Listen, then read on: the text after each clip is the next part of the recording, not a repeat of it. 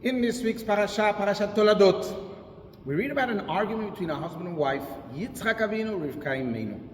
And the question they're arguing about is what to do with Esav, a naughty boy who wants to rape and murder and terrible things. Yitzchak says, let's give him blessings, let's give him energy, let's give him gifts, and he will use that to turn 180 degrees and be a good boy. Rivka says, it doesn't work that way. If you give a person who wants to murder energy, you give him blessings, he will take it and use it for his causes, and there will be terrible atrocities.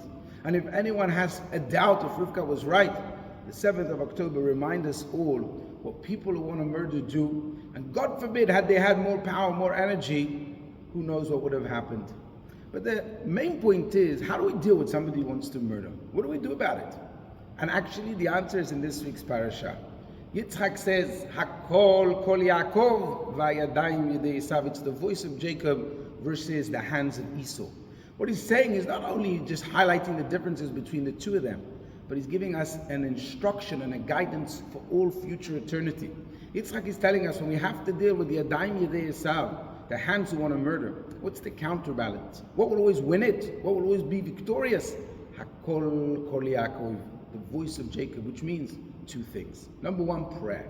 We must remember that when we have the voice of Jacob, when we pray, it brings amazing miracles. Not to say, God forbid, that we don't need an army and that Tzahal hasn't done an amazing job for the Jewish people. But we must remember it goes hand in hand with the prayer.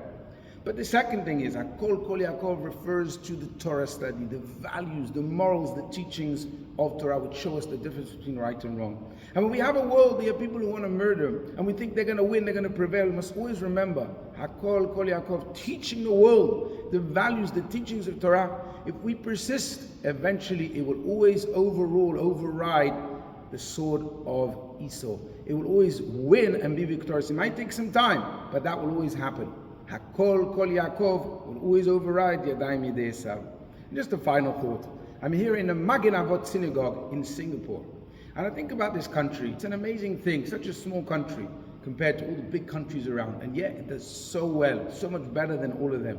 Perhaps they understood this point, that Hakol Kol Yaakov, teachings, values, morals, instead of spending it on arms and fighting, you could do so much better.